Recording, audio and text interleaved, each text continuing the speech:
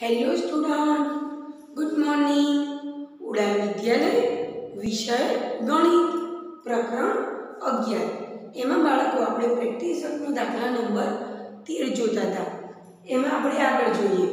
અહીંયા આપણને એક રકમ આપી છે। એક મોટા ડબ્બામાં સાબુના 65 લાટા સમાય છે। 260 સાબુના લાટા સમાવવા કેટલા ડબ્બાની જરૂર પડે। હવે અહીંયા શોધવાનું શું કીધું છે જુઓ કે કેટલા ડબ્બાની જરૂર પડે। શોધવાનું છે ડબ્બા। કેટલા સાબુ માટે તો કે 260 સાબુના લાટા માટે કેટલા ડબ્બા જોઈએ।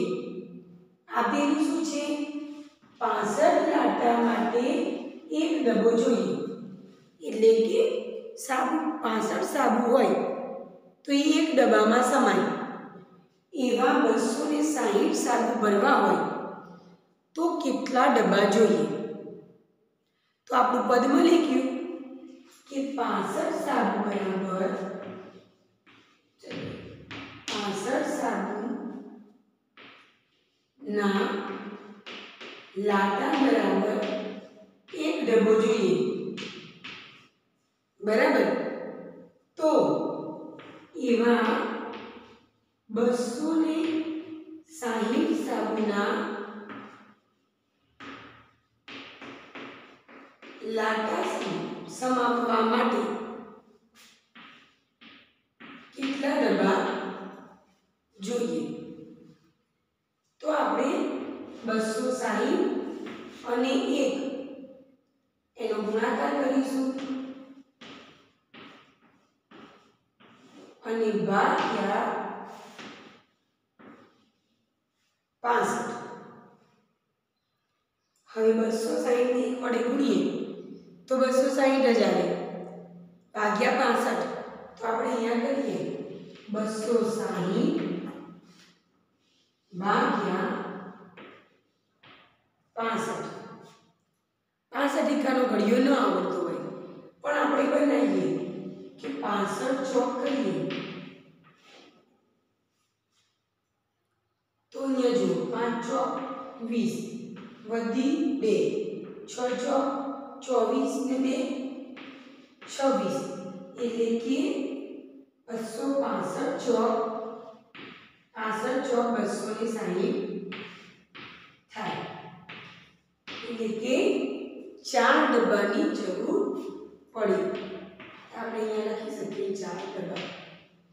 તો માટે કરીને આપણે લખી શકીએ કે 260 સાબુના લાટા સમાવવા માટે 4 ડબ્બાની જરૂર પડે। ત્યારબાદ આગળ જોઈએ। 8મો આપણને દાખલો કીધો છે હંસાબહેન વર્ગખંડમાં વાર્તાની 16 ચોપડી લાવ્યા। वर्गखंडમાં 48 વિદ્યાર્થીઓ છે તો એક ચોપડી કેટલા વિદ્યાર્થીઓ સાથે મળીને વાંચશે। હવે શું કીધું છે કે એક ચોપડી કેટલા વિદ્યાર્થીઓ વાંચી શકશે। એક ચોપડી કેટલા વિદ્યાર્થીઓ વાંચી શકશે તો આપ્યું શું છે 16 ચોપડી 48 વિદ્યાર્થીઓ વાંચે છે। 16 ચોપડી હોય તો 48 વિદ્યાર્થીઓ વાંચે તો એક ચોપડી હોય તો કેટલા વિદ્યાર્થીઓ વાંચે। તો આપણું પદ મળી ગયું કે 16 ચોપડી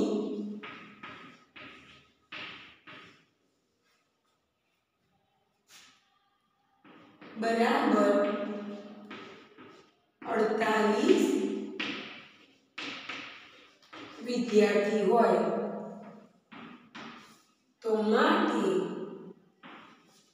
एक चौपड़ी होय बराबर કેટલા વિદ્યાર્થીઓ થાય। તો 48 અને 1 એનો આપણે ગુણાકાર કરીશું અને આ 16 એ અહીંયા આપણે ભાગાકારમાં લઈશું. 48 ગુણ્યા 1 એટલે 48. તો 48 ભાગ્યા 16. હવે 48 ભાગ્યા 16 કરીએ અથવા 16 એકાનો ઘડિયો બોલો. 48 આવે ત્યાં સુધી. તો 16 એકા 16, 16 દુ 32 અને 16 તરી 48. 8 માંથી 8 જાય તો 0, 4 માંથી 4 જાય તો 0. તો કેટલો જવાબ મળ્યો? 3. તો એક ચોપડી 3 વિદ્યાર્થી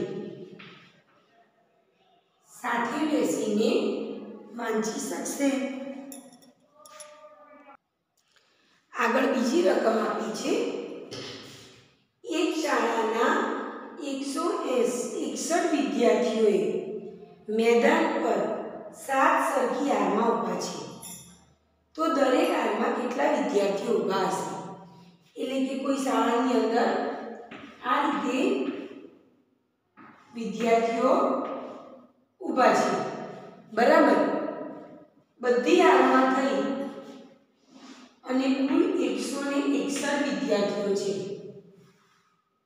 બરાબર. તો દરેક હારમાં કેટલા વિદ્યાર્થી હશે? એટલે કે 7 હાર છે, એમાં 7 હારની અંદર 161 વિદ્યાર્થીઓ ઊભા છે. તો દરેક હાર, મેં તમને કહ્યું હતું કે દરેક એટલે એક.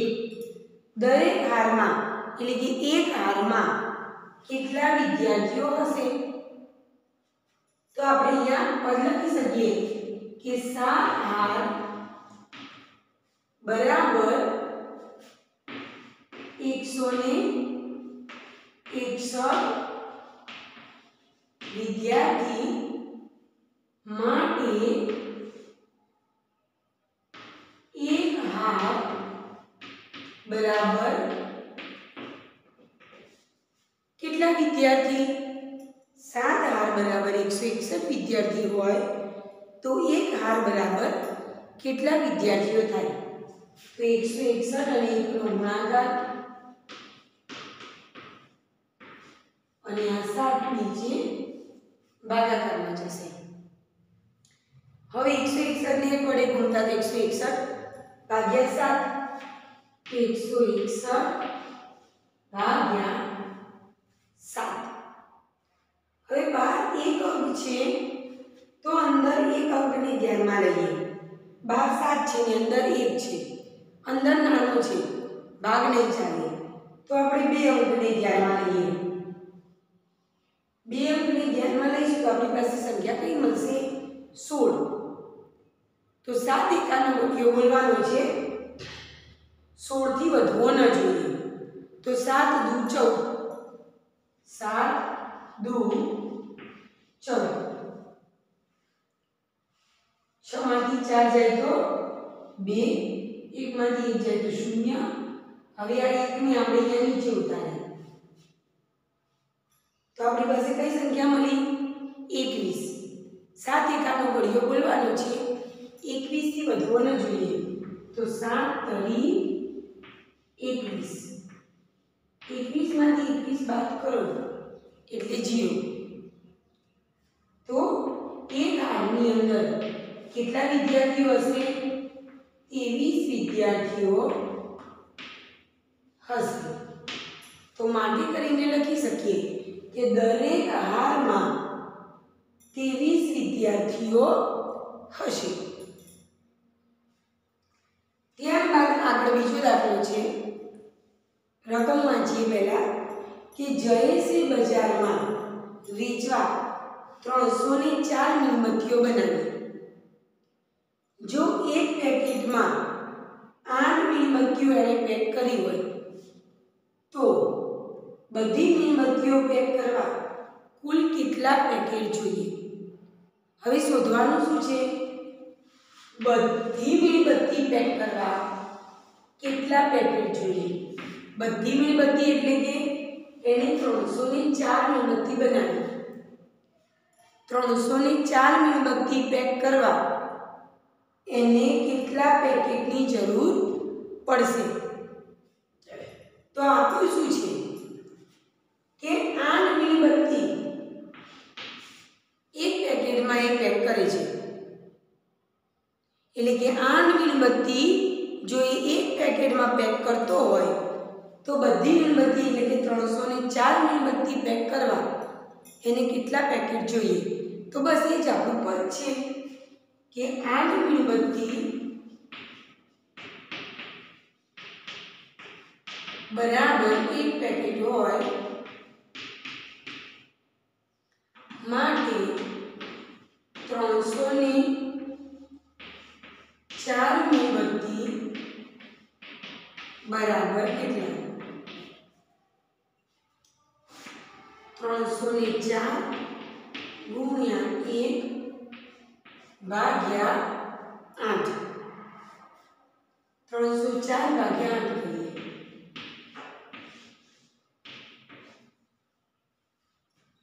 હવે 12 એક અંક છે તો અંદર એક અંકને ધ્યાનમાં લઈએ. તો 3 છે.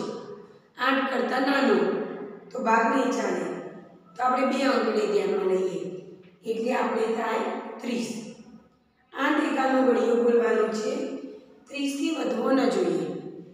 તો 8 તરી 24, 8 ચોક 32 વધી જાય, તો 8 તરી 24.